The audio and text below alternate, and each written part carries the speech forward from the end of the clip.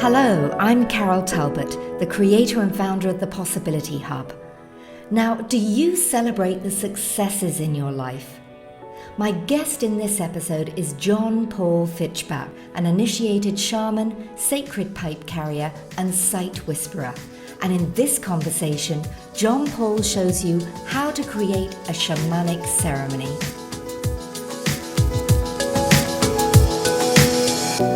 Hello, John Paul. I'm excited about our session today because you are live from the Australian outback.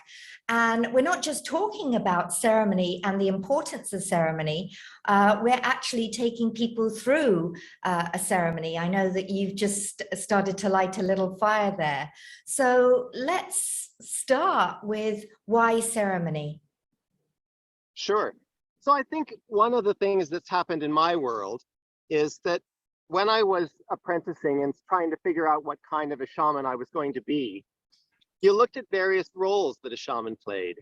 And one of them was ceremony man, or ceremony woman. As a, theater director, film director, being the creator of ceremony was kind of second nature to me. So as I went along, there were opportunities to create ceremonies for people. And what I realized is that in our modern lives, we lack ceremony. I mean, really, we've got weddings, birthdays, but in traditional cultures, there were ceremonies for all kinds of things, for special things that happened, for rites of passage. So oftentimes in the healing work I do, after I finish seeing a client and we do this healing work, then I give them a ceremony. And I say, let's do this ceremony to honor the new you, to honor this healing, to honor this transition. And I think it's one of those things that you do for yourself or for the group of people that love you to bear witness to a change. And I think that's so important. And we just don't do that very much anymore. No, we wait for those special times, as you said, like, Christmas or birthdays or a wedding to celebrate. And yet we don't celebrate the other transitions we go through, particularly if people have done deep healing work or been on a deep, deep journey of self-discovery to ceremoniously discard the old and welcome the new opportunities forward. Love it. Yeah. So I apologize if I occasionally look away, but I'm tending to our fire. So I just want to make sure that it doesn't go out, because that would be bad theater. So let's talk about the type of ceremonies that you create. And because you're tending the fire, and fire is such a special element to me, and not just the fire and the flames and the coal and the wood, it's the smoke as well. I always think of the smoke as taking your wishes up to the ancestors, up to the heavens. So let's talk about the elements of a ceremony and how you would create a ceremony. I think elements is the key word. So if in my traditions, if you're going to create ceremony, you bring in the 4 elements, because that's only an act of will or an act of power or an act of magic combines all 4 elements. They rarely all 4 exist at the same time. It's very rare that you would have air, earth, fire, and water all together. But when you're going to create a ceremony, you want to bring all those elements together. So you do that willfully. You add all 4 elements. And when all 4 elements are present, then you've created an atmosphere of ceremony. So I think the first step that I always say is that it's about making the sacred space. So you find a place and you clean it. And that could be in your apartment. That could be on your dining room table. It doesn't matter. But you create a space that says this is the space for ceremony. So you clear it of things. You clean it. You make sure that it has the intentions that you want. And I think that's the first step to creating a ceremony. Now, from your are you talking about cleansing with things like sage or maybe Palo Santo or Agua de Florida? Yeah, I've got all the tools and things here. Or maybe it's your rattle or sacred music. Is it? Are there certain things that are better for cleansing? Yes and no. I think that the more that I work in this crazy world that we're in, the more I realize that intention is more important than the tools. But I think that there are tools that if you have tools that you use for ceremony, that makes it all the more ceremonial, because you don't use the Palo Santo to brush your teeth. You don't use the Palo Santo to write in your notebook, right? That's a tool that you have that says, this is my ceremonial tool. So for us, what we'll do is we'll start with a cleansing. So I've just put us in this beautiful place here on the Southern Ocean, on a cliff overlooking the sea. So it's a pretty special place. And we've just got a bird that came to visit and say hello. So I've got sage. Yeah. So I have sage and I have abalone shell. So just that alone, when you combine those, you're adding the element of earth, air, fire, and water. You've got the earth. I have a stone in the abalone shell as well, but the plant has the earth and the water. The abalone shell has the water, and the charcoal has the fire. And now you can see the smoke rising, and that's the air. So sage traditionally is used as a cleansing, but there's lots of tools. You know, there are places in the world that sage doesn't grow. So you've got the Palo Santo, you've got Florida water. So it's whatever you have that works for cleansing. And I always say, if you look around at the indigenous population, they'll tell you there was a tool that they used. Smoking ceremonies are all over the world. In Australia, they're big on, you know, a smoking ceremony to cleanse and purify as part of ceremony. Oh, that bird is just beautiful. Here in the Middle East, it's often frankincense and myrrh is one of the tools they often use for cleansing, and it's very heavy, very heady, but it's beautiful, really beautiful to clean a space. Yep. So if we say, you know, phase one is to cleanse yourself to prepare for ceremony, cleanse the space around you, you know, bring in all of the right intentions. So the ceremony that you and I are going to do is a very, very simple fire ceremony. I thought that would be the easiest thing to do.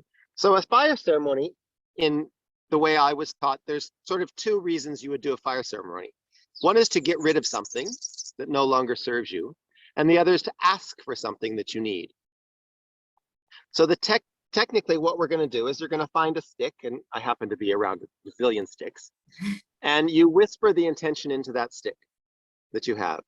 And then you're going to add that stick to our little fire. So we just add the stick into that fire. So the other part of ceremony is to make sure that everybody that you want to be at the ceremony is invited. So in the way that I was taught, we're going to call in the 7 directions. 7. And ask them to come and witness the ceremony. Because for now, it's just me and nature. I don't have family and friends to witness the ceremony. But I want to do it in conjunction with the elements, which we've brought together in the fire, and the 7 directions. So there are different traditions about what you start in, different traditions about the colors that are represented. But for our purposes, we're just going to go with the way that I was taught. And, sorry, I'm in the Southern Hemisphere. So the North and the South get reversed, because in the Southern Hemisphere, the South is where the cold and the winter and Antarctica and the snow comes from. In the Northern Hemisphere, that's the North. So the energies and the medicines that go with the cold and the snow are in the South direction, which will sound a bit strange to anyone who's done this kind of work in the Northern Hemisphere, because they'll say, well, John Paul, that's not right. The cleansing comes from the North. Well, not down here. So we're going to flip that. So we start with the East. I have little candles. So again, I think candles are nice because that's something that represents this intention. So we start by calling in the direction of the East. So I'm going to keep, well, I can turn to the side a little bit. So we call to the East the place of the sunrise. And we ask the spirits of the East to come and join our ceremony. We ask them to give us sight, give us vision, help us to understand the things we need to learn in honor of this ceremony, of bringing the things that we need for our project. And I always end, in my tradition, it's just a phrase called aho. So when we end that, we light the candle.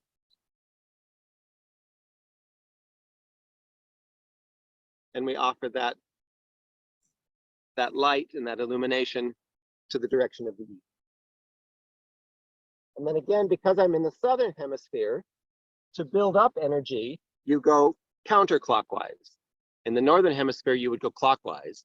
But for us, we go counterclockwise because that's the way the rhythm of the planet works for us.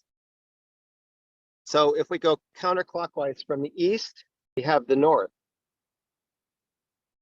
So we have a candle for the north. So the north, again, for us is the place of warmth. So we call to you, spirits of the north, and we ask you to come and be with us and bring us that unconditional love and that trust and that innocence and the faith that we have in the work that we do in this ceremony. So we invite you, beautiful spirits, young ones, curiosity, and all those energies that are in the north, come and be part of our ceremony. And so we light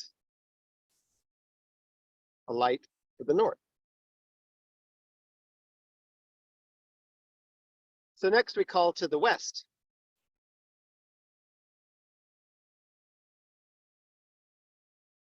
And we ask the spirits of the west, the place of the deep dreams, the place of the medicine teachings, the place of our emotions.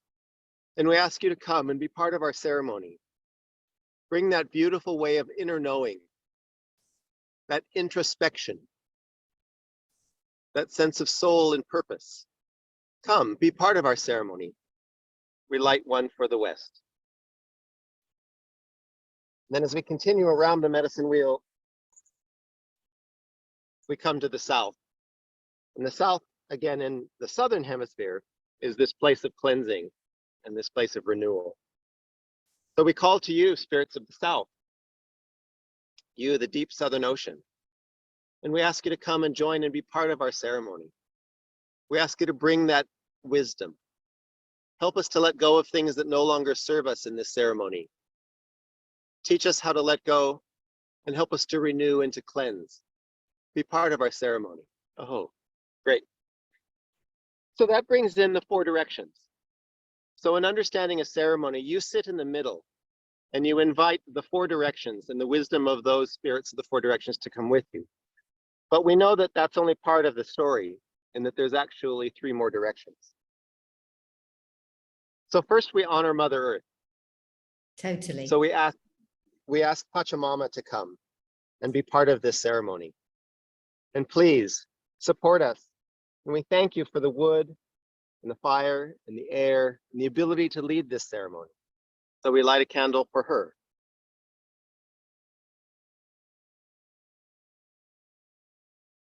And if that's below, then the balance is always above. So we light a candle for above. And we call to you, Father, Sun, Grandmother Moon, star brothers and sisters, angels, archangels, guides and teachers who look down on us and give us counsel. Come, be part of our ceremony. Bring your wisdom and your advice into this circle. Oh.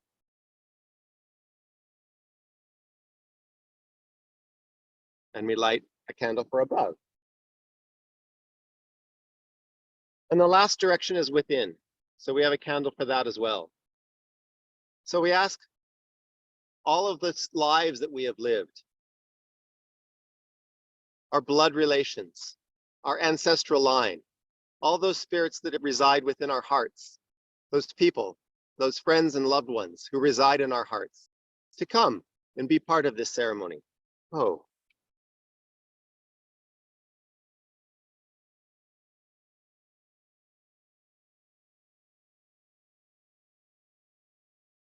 So that gives us the 7 directions. Now, before I arrived here, I did a ceremony to ask if I can conduct this ceremony on this land. And I asked the ancestors of this place, the Aboriginal spirits that look after this place, for permission to conduct this ceremony on this land. So I've invited them way before we started this ceremony. But I think if you're on country, I think it's always good to make sure that you're invited to conduct your ceremony on that country. If you're doing it in your apartment, it's probably safe. You're probably welcome in your own apartment, in your own home. So that gets everybody in attendance. So we have an intention. We've brought in the elements, and we've also now invited everyone to come. So Make sense? Yes. What's next? And I'd heard of the 6 directions, you know, north, south, east, west, Mother Earth, and then Father Sky. And I hadn't heard of that 7th one. That's a new one for me to sort of go within. That's beautiful. Yeah. So it's also to say that when we do this kind of a ceremony, you want to, because, well, for me personally, I'm going to ask for the guidance and the help I need for the international documentary series, right? So I'm going to be asking for the help. So I want all my ancestors to help with that. I want them to be part of that. So I also think that we hold a lot of people in our hearts, and you want them to witness a ceremony. If it's important for you, you would like the people that you really love to be part of that. And they have a place in your heart at all times. Then you find the stick that you have, or that if you're in an urban setting, you would write whatever it is you want on a piece of paper. So one of the traditions says that there's only a limited amount that you can do for something that you want. Or if you're trying to let go of something, you need help. So by asking the fire to transmute that into smoke and release it up to the spirits, you're asking for their help, yeah? Yes. So that's exactly what you were saying. So I have a beautiful stick. So I will whisper the help, asking for the help that I need for this documentary series from these elders in this place and for the whole project.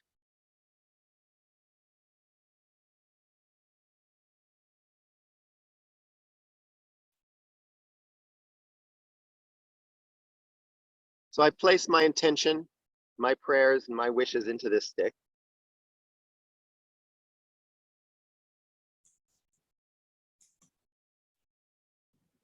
One of my teachers said that when you're whispering into this stick that you're asking to do this work for you, speak to it as though you were speaking to your best friend who absolutely will help you. And you're asking your best friend to support you. And I think that's really beautiful, that it gives it a sense of personality. I really love that you personify the stick, and you know, again, you're also seeing that everything is alive, everything has consciousness. Yeah, yeah. So there's our fire, and there's my stick. So I thank you. I thank you, Wood Brother, for carrying this intention, for understanding what I ask for, to understand what I need. And I thank you, guardians and spirits of this place. And I ask for your help. And I place this into the fire.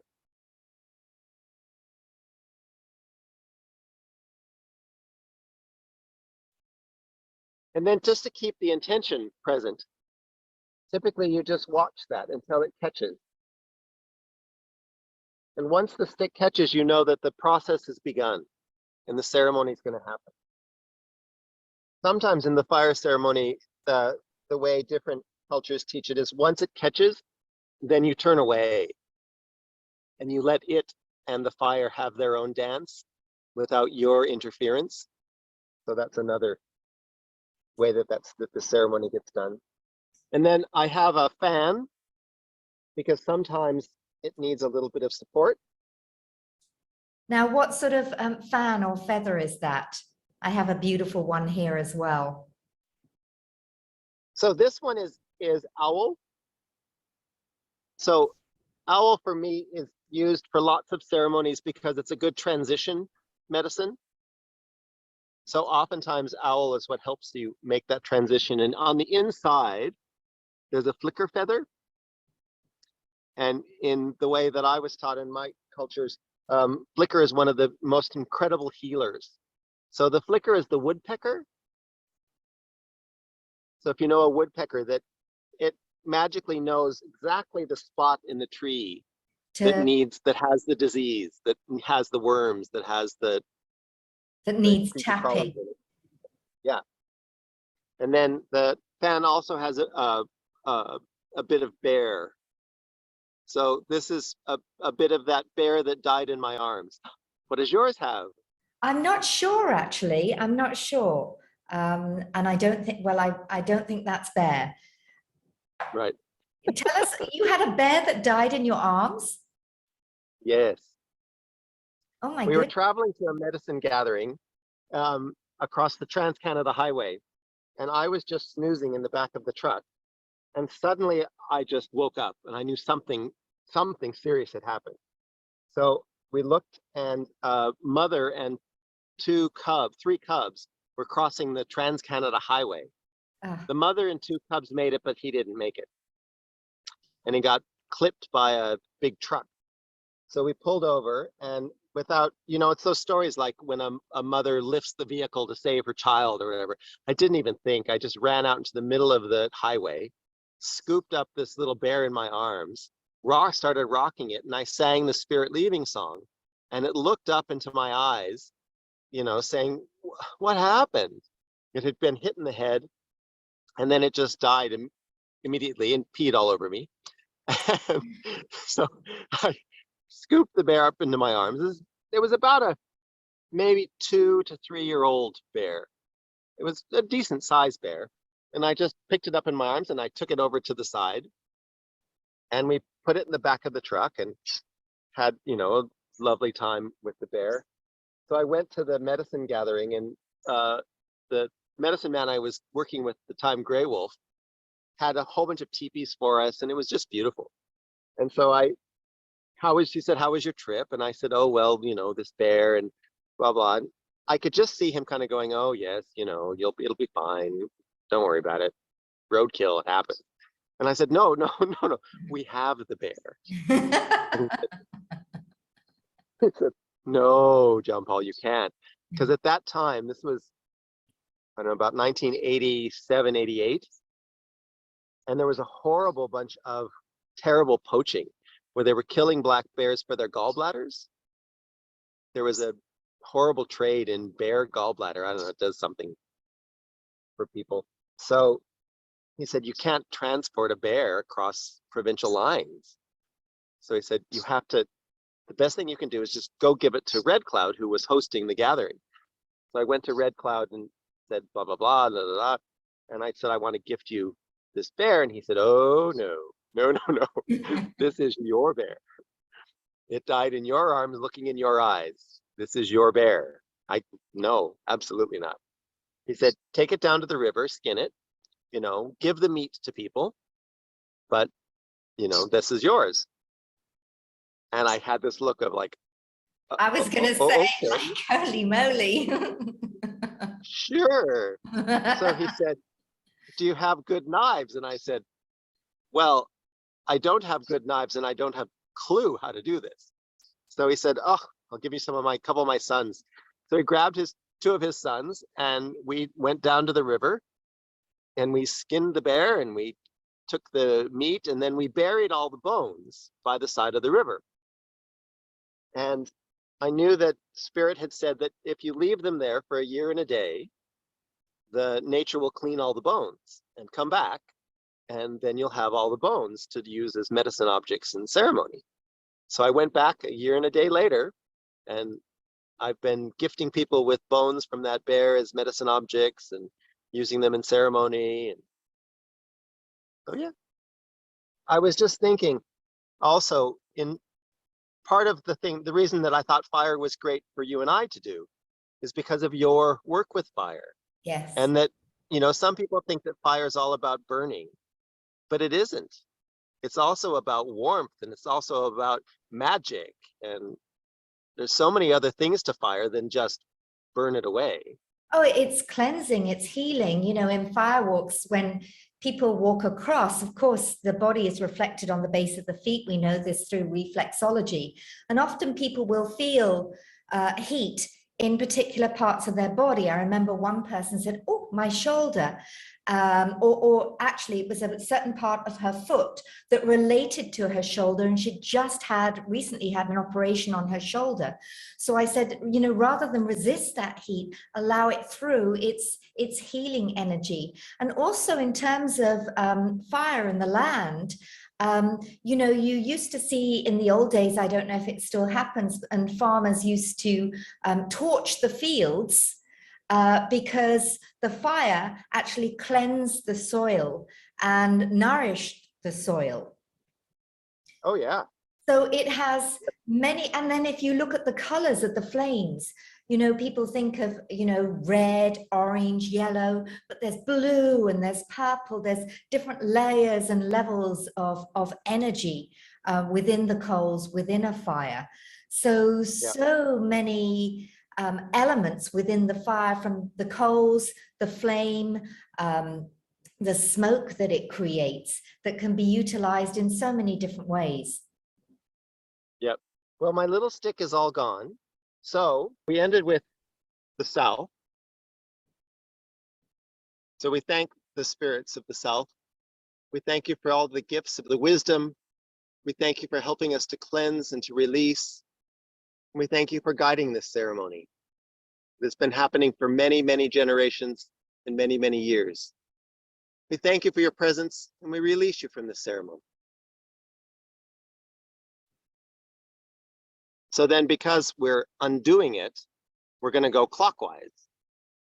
Because we went counterclockwise to build it up, so now we're going to go clockwise. So that takes us to the west. We thank you, spirits of the west. We thank you for the beautiful introspection. We thank you for the beautiful dreams, the visions that we've had. We thank you for being part of this ceremony, for keeping us joyous. Thank you for being here. We release you from this ceremony. Ho, to you, spirits of the north. We thank you for being with us. We thank you for your laughter. We thank you for the trust. We thank you for the faith. We thank you for joining this ceremony. We release you from this ceremony, and we thank you for being with us. Ho, to you, spirits of the east. We thank you for your illumination. We thank you for whispering beautiful thoughts to us. We thank you for the clarity of this ceremony. We thank you for the teachings. We release you from the ceremony, and we thank you for being with us.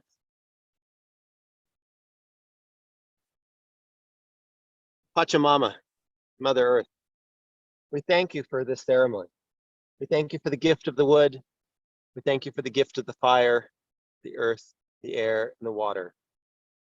We thank you for being part of our ceremony. We release you from this ceremony, and we know that you can't be very far from us, but we thank you for attendance. Aho. And ho, to you, spirits that are above this place.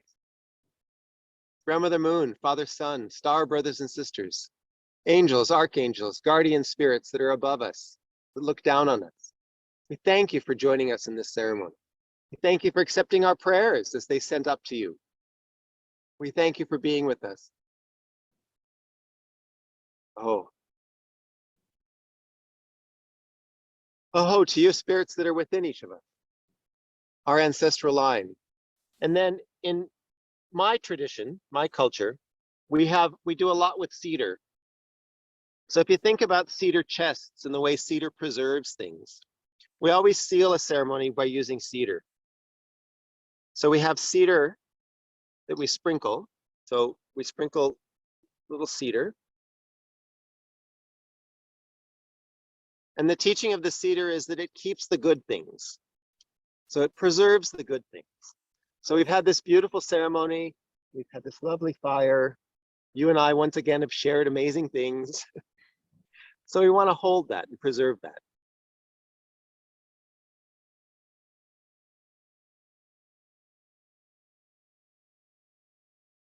So the end of the ceremony is a process that is sometimes called a sealing. So you put a seal on it. So for our seal, I thought we would use cedar. And the other beautiful thing is that around here, we have an incredible tree I'll try and show it to you. It's called a hoop pine. And it's just a beautiful, beautiful tree. It's not indigenous to this part of Australia, but it's from up north. And when I worked with Uncle Mooks up north, he introduced me to hoop pine. And the sap of the hoop pine, I think, will give frankincense a run for its money. I think it's just a beautiful resin that it produces. So I thought we would also end by burning a little bit of hoop pine resin. Oh, I can imagine the smell of pine anyway must be beautiful. Yeah. So that's just a bit of the, the sap. And when you harvest the sap for incense, you always get the second year. The first year of hoop pine sap is very milky, and it's used for affixing stone tools. An Aboriginal way, you would have hooked the blade of the axe or the hammer to the wood with the sap of the hoop pine, and then you heat it up and it turns really hard and black. But if you wait for the next year, the stuff that's still dripping off the tree has turned this particularly beautiful golden crystal. Beautiful. And then with the fire, you just let it die out naturally, or do you bury the coals and anything that's left? Both. So I let the fire finish itself out, and then I always make sure that I've buried it, because you want to help. The idea, as you were saying, that the fire renews the soil. So one of the things we always want to do is to make sure that we help. If we've done something, let's help. So I dig a little hole to put the ashes in, so to start that process and give it a little bit of help, and then add some water to it to help the ash and the soil all work together. And we've got that little bird tweeting in the background, which is beautiful, just acknowledging the ceremony. So that's the close of our ceremony today. Yeah. That's beautiful. Yeah. So thank you. Because there's so many things in modern life, new jobs, leaving a job. There's all kinds of things that need a ceremony to honor that this thing has happened. We go through so many stages and so many transitions, and we never honor them. So thank you for sharing ceremony with us today. Is there anything else you'd like to just share to assist people in creating their own ceremony? I think don't worry about the specifics. I think there was a time where the specifics were critically important, but I think that we've shifted, and I think it's about intention. And I think I would just ask people to not get hung up on, oh, I don't have sage, I can't do the ceremony. Oh, I don't have the right color candles. Forget that. Do the ceremony. Bring the elements together in whatever way you can. Call in the spirits that need to be there to help you and witness for you. But if you do it, so there's 4 principles, right? Honor, love, humility, and respect. And if you just have those happening, you're going to be fine. The rest can be forgiven. The rest doesn't matter as much. But if you're trying to do the ceremony while you're driving the car to an appointment, while you're drinking your coffee and smoking your cigarette, probably not. Yes, and that's another good advice, to take time. It doesn't have to be a lot of time, because most of us like to be busy here, busy there, multitasking. So this is also a time to be sort of present with an intention. And as you say, to honor, love, humility, and respect. Beautiful. Thank you so much for sharing this ceremony with us today, and hopefully inspiring many more people. My pleasure. To take some time for ceremony. Thank you.